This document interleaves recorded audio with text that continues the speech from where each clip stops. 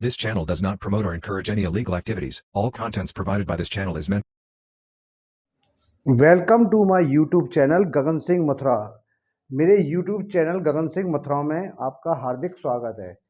आज हम काफ़ी समय के बाद वीडियो बना रहे हैं और ये टॉपिक जो मैंने लिया है ये क्लास 12 का टॉपिक है और मैंने कुछ अच्छे क्वेश्चन, इंपॉर्टेंट क्वेश्चन नोट किए हैं। बच्चों की बार बार क्वेरी आ रही थी कि कुछ क्वेश्चनों में प्रॉब्लम है, तो कुछ इंटीग्रेशन के क्वेश्चन मैं यहाँ पर सॉल्व करके आपको दिखा रहा हूँ। सबसे पहला जो मेरा क्वेश्चन है वो इंटीग्रेशन का है। ये है हमारा dx upon root 3 minus x square upon 4। ये देखिए बहुत अच्छा क्वेश्चन है, ये इंटीग्रेशन का क्वेश्चन है और इसको हम आज सॉल्व कर रहे हैं। यहाँ पर क्वेश्चन जो है वो है under root 3 minus x square upon 4। ये जो मेरा क्वेश्चन है ये मैंने इंटीग्रेशन के लिए क्वेश्चन लिया है और काफ़ी बच्चों की क्वेरी थी कि सर ये एक क्वेश्चन इस टाइप का करके दिखाइए जो कि जिससे हमारा बेसिक कॉन्सेप्ट जो है वो बहुत अच्छा हो जाए और उस क्वेश्चन को आराम से कर लें। तो देखिए ये क्वेश्चन जो है मैंने अपनी दो चार क्वेश्चन मैंने जो हैं अपनी आर.डी. शर्मा से नोट कर रखे हैं और ये क्वेश्चन काफ़ी अच्छे क्वेश्चन में से हैं।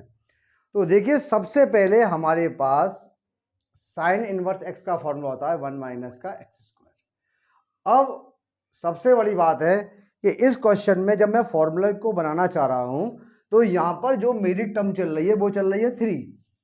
तो यहाँ से देखिए मैं करता क्या हूँ, इंटीग्रेशन मार्क तो मैं बना ही रहा हूँ, dx लिखना ही है आपको और इस पूरी टर्म में से यहाँ से मैं √3 बाहर ले लेता हूँ और जब मैं √3 यहाँ से बाहर लूँगा तो देखिए सबसे पहला पार्ट क्या है, √3 यहाँ से बाहर आ जाएगा तो यहाँ पर बचेगा 1 और यहाँ बचेगा x square upon 12। X square upon 12 क्यों बचेगा? क्योंकि जब ये √3 अंदर घुसेगा तो ये बन जाएगा 3 और 3 का मतलब होता है एक्स स्क्वायर अपॉन 12 को जब आप काटेंगे तो ये एक्स स्क्वायर अपॉन 4 ही यहाँ पर बनेगा। इसीलिए मैंने जब ये सॉल्व कर रहा हूँ क्वेश्चन को तो देखिए यहाँ से √3 को मैंने प्रॉपरली पूरी तरीके से बाहर ले लिया है और 1 माइनस का एक्स स्क्वायर अपॉन 12 मेरा ये पार्ट ऐसे बन गया।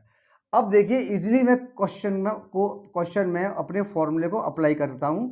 तो यहाँ dx लिखा हुआ है और ये √3 हमारा चल रहा है, अंडर रूट यहाँ पर मैंने रख दिया है 1 माइनस, और ये देखिए 12 के अगर हम फैक्टर्स करेंगे तो 2 इंटू 2 इंटू 3, यानी अगर आप इसको अंडर रूट से बाहर निकालना चाहते हैं तो एक पेयर 2 का बन गया तो 12 को आप लिख सकते हैं 2√3। तो अब मैं यहाँ से देखिए इसको आगे बढ़ाते हुए क्वेश्चन को, कई तरीके हैं इसको करने के, लेकिन सबसे बेस्ट तरीके से हम इसको सॉल्व करके आपको दिखा रहे हैं जिससे आगे आपको कभी भी प्रॉब्लम नहीं आएगी। तो यहाँ पर देखिए ये तो बात का स्टेप है। सबसे पहले देखिए ये चल रहा है मेरा एक्स स्क्वायर, तो मैं इसको x अपॉन √12 का होल स्क्वायर लिख सकता हूँ। अब ये जो फॉर्मूला मेरा बन गया ये किस का फॉर्मूला बन गया, ये मेरा फॉर्मूला बन गया 1 माइनस एक्स स्क्वायर, यानी साइन इनवर्स एक्स के बराबर होता है। और एक बार देखता हूँ मैं वीडियो पूरी आ रही नहीं आ रही, तो यहाँ से बिल्कुल क्लियर वीडियो आ रही है मेरी और मैं अब आगे प्रोसीड करता हूँ स्टेप के ऊपर। एक स्टेप और लिखूंगा फिर मैं यहाँ पर स्टार्ट करूँगा इसको क्वेश्चन को करना। तो देखिए इंटीग्रेशन मार्क है, इसको एज इट चलने दीजिए, dx लिख दीजिए, √3 लिख दीजिए और चलिए एक स्टेप को हम शॉर्ट कर देते हैं यहाँ से। तो अब यहाँ से मैं क्या करता हूँ, मैं आपकी जो मेरी टर्म चल रही है एक्स स्क्वायर अपॉन 12, तो मैंने माना कि लेट x अपॉन √12 बराबर t, इसको मैंने t के बराबर मान लिया है। और मैंने आपको एक चीज़ बताई भी थी, हर वीडियो में बताता हूँ मैं, कि इंटीग्रेशन में जिस चीज़ को आप t के बराबर मानते हैं तो उसका आपको डिफ्रेंशिएशन करना पड़ता है, उस टर्म का हमको डिफ्रेंशिएशन करना पड़ता है। और ऊपर तो इंटीग्रेशन करते हैं लेकिन जिसको एज्यूम करते हैं, जहाँ पर वर्ड मैंने यूज़ कर दिया लेट का, तो लेट वाली टर्म का हम हमेशा डिफ्रेंशिएशन करते हैं। तो जब आप इसका डिफ्रेंशिएशन करेंगे तो देखिए ये तो बन जाएगा हमारा dx और √12 यहाँ पर पहुँच जाएगा और t का बनेगा हमारा dt। अब जो स्टेप मैंने आपको क्वेश्चन में बताया था इसकी जगह आप 2√3 dt भी लिख सकते हैं। अब देखिए यहाँ पर ये जो क्वेश्चन हमारा अब बहुत इजीली सॉल्व होने के कगार पर पहुँच गया है। अब जैसे ही स्टेप को हम आगे बढ़ाते हैं आपका जो क्वेश्चन है और इजी हो जाएगा। तो देखिए सबसे बड़ी बात क्या है, क्वेश्चन को सॉल्व करना है और क्वेश्चन को सॉल्व करने के लिए सबसे इजी मेथड का आप इस्तेमाल करें। बहुत इजी मेथड होगा तो क्वेश्चन आसानी से सॉल्व हो जाएगा। बहुत मेथड होते हैं करने के, हम एज्यूम करके टी से कर रहे हैं डायरेक्टली।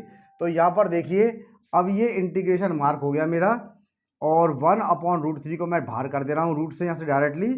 अब आपको स्टेप दिखाता हूँ और dx की जगह मैंने क्या लिख दिया 2√3 dt और नीचे वाली टर्म को हमने क्या माना था, हमने इसको माना था t के बराबर।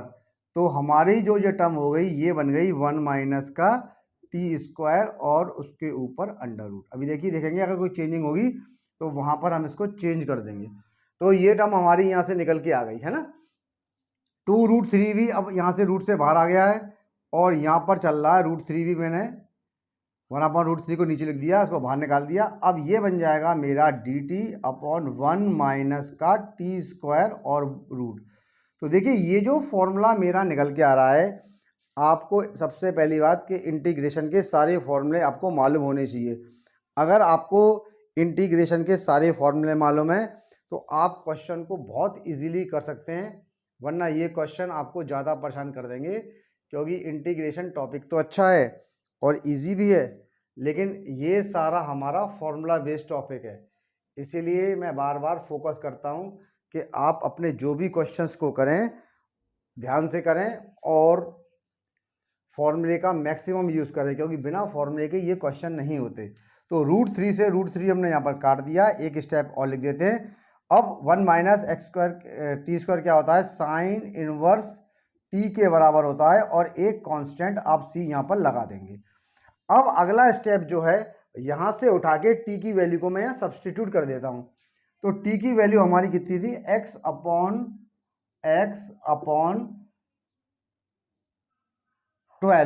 तो x/√12 मैंने यहाँ पर लिख दिया है और प्लस का c बना दिया है।